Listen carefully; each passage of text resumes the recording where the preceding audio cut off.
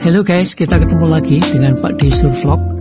Untuk kesempatan saat ini, kita akan berada di sebuah makam tua, yaitu makam Ratu Malang yang terletak di daerah Pleret, Bantul. Video ini pernah saya tayangkan sebelumnya, 1 tahun yang lalu, tapi untuk saat ini saya akan coba sempurnakan supaya lebih enak diikuti.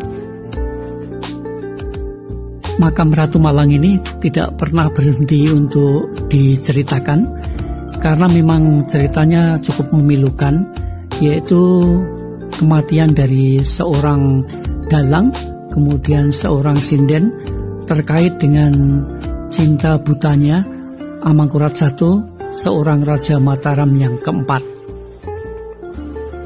Menurut cerita, Amangkurat I itu memang terkenal memiliki selir-selir yang cukup banyak.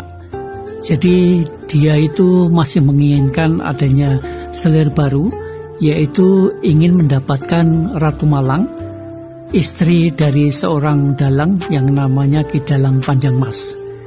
Jadi Ki Dalang Panjangmas itu diminta untuk menyerahkan istrinya atau Ratu Malang kepada Amangkurat I untuk dijadikan selirnya. Tetapi Ki Dalang Panjangmas menolaknya, sehingga Ki Dalang Panjangmas dibunuh. Ceritanya kira-kira terjadi 350 tahun yang lalu. Dengan kematian Dalang Panjangmas, maka Ratu Malang langsung diambil sebagai selirnya dan bahkan dijadikan permaisuri.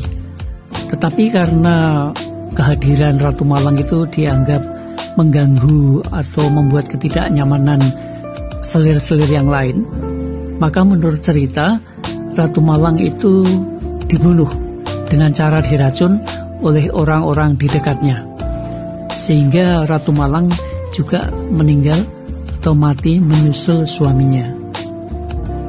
Guys, kalau ingin tahu lebih jauh mengenai Ratu Malang dan Amangkurat I, mungkin bisa baca-baca atau cari referensi yang lain, karena cukup banyak informasi mengenai sebab-sebab kematian Ratu Malang itu.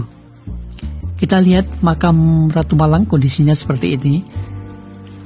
Makam Ratu Malang itu dibagi menjadi 3 bagian atau 3 kelompok, yaitu kelompok di bagian inti itu ada makamnya Ratu Malang. Kemudian di bagian depan itu ada sebanyak 19.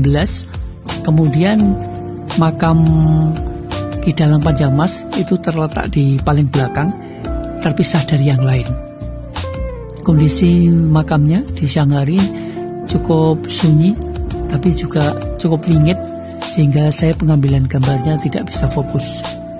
Ini kita lihat makamnya Ki Dalang Panjangmas yang terpisah dari yang lain, yang berada di bawah sebuah pohon besar dan tidak menggunakan batu nisan.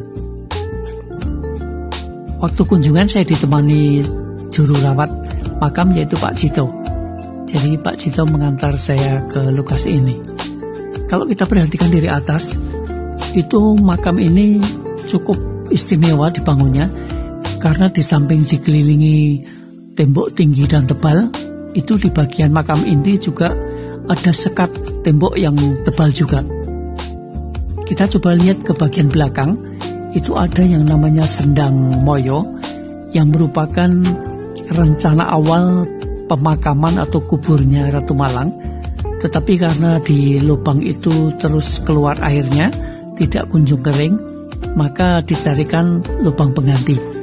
Nah, ini adalah yang sekarang disebutnya Sendang Moyo, yang dulu rencananya untuk mengubur Ratu Malang. Di makam Ratu Malang dan Sendang Moyo ini benar-benar istimewa pembangunannya.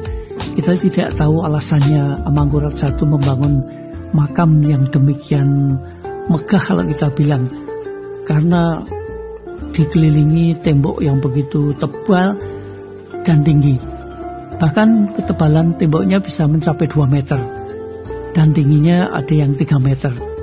Jadi cukup luar biasa kisah dari adanya makam ini terkait dengan kematian sinden Ratu Malang yang telah menjadi korban cinta butanya Amangkurat I. Guys, untuk lebih detailnya saya sarankan bisa cari referensi yang lain ya.